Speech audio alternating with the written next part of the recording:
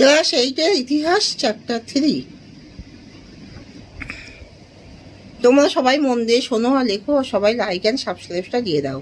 Class এইটের ইতিহাস chapter 3, ঔপনিবেশিক কর্তৃত্ব প্রতিষ্ঠা। ভারতে আগত ইস্ট ইন্ডিয়া কোম্পানি ছিল বাণিজ্যিক সংস্থা। মাদ্রাজে ইস্ট ইন্ডিয়া কোম্পানি ঘাঁটি নির্মাণ করে 1639 খ্রিস্টাব্দে। মাদ্রাজ প্রেসিডেন্সির শীতকালীন প্রশাসনিক কেন্দ্র ছিল মাদ্রাজ। মাদ্রাজ প্রেসিডেন্সির গ্রীষ্মকালীন প্রশাসনিক কেন্দ্র ছিল ওটকামুন্ড। প্রেসিডেন্সি গড়ে ওঠে যে দুর্গকে ঘিরে, সেটা হলো ফোর্ট উইলিয়াম। দ্বৈত শাসনের অবসানের পর বাংলার গভর্নর হন ওয়ারেন হেস্টিংস। সুপ্রিম কোর্টের প্রথম প্রধান বিচারপতি ছিলেন sir Eliza Impey. Kolkata fort William college প্রতিষ্ঠিত হয় 1800 খ্রিস্টাব্দে। জেনারেল অ্যাসেম্বলিজ ইনস্টিটিউশনের বর্তমান নাম হলো বিদ্যাসাগর কলেজ। বাংলার নদীপথগুলি জরিপ করেছিলেন জেমস রেনেল। উইলিয়াম জোন্স 1784 খ্রিস্টাব্দে কলকাতায় প্রতিষ্ঠা করেন এশিয়াটিক সোসাইটি প্রতিষ্ঠা করেন উইলিয়াম জোন্স।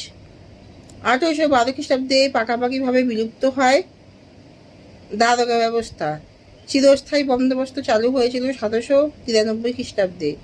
সিভিল সার্ভিস ব্যবস্থা চালু করেন লর্ড কর্নওয়ালিস। কার উদ্যোগে 11 জন পণ্ডিত হিন্দু আইনগুলির সংকলন প্রস্তুত করেন ওয়ারেন হেস্টিংস।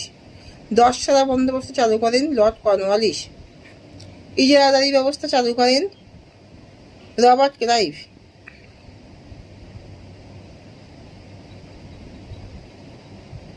ব্রিটিশ প্রেসিডেন্সি ব্যবস্থা কাকে বলে? বাণিজ্যিক কারণে ব্রিটিশ ইস্ট ইন্ডিয়া কোম্পানি ভারতে প্রায় সর্বত্র বাণিজ্য কুঠি নির্মাণ করলেও কলকাতা, বোম্বাই ও মাদ্রাজ ছিল এগুলির মধ্যে প্রধান।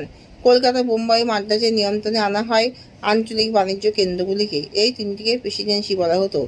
কোম্পানি পরিচালিত আইন ব্যবস্থাকে সংহত করার ক্ষেত্রে লর্ড কর্নওয়ালিস কী ভূমিকা নিয়েছিলেন? ভারতে প্রচলিত আইনগুলির অভিন্ন ব্যাখ্যা দেওয়ার প্রচেষ্টা শুরু করেন। দেওয়ানি সংক্রান্ত বিচার ও রাজস্ব আদায়ের আলাদা ব্যবস্থা করেন। জেলা থেকে সদর পর্যন্ত আদালত ব্যবস্থাকে ঘিরে সাজান।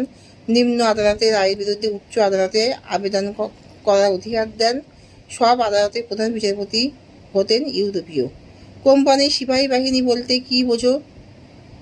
ইংরেজ ইস্ট ইন্ডিয়া কোম্পানি মুঘল সেনা নিয়োগ পদ্ধতি অনুসরণ করে এক স্থায়ী সেনাবাহিনী গঠনে উদ্যোগ নেয়। উত্তর ভারতে কৃষকদের কোম্পানির সেনাবাহিনীতে নিয়োগ করা হতো, এমনকি তাদের সাধারণ মানুষের থেকে আলাদা করে রাখা হতো।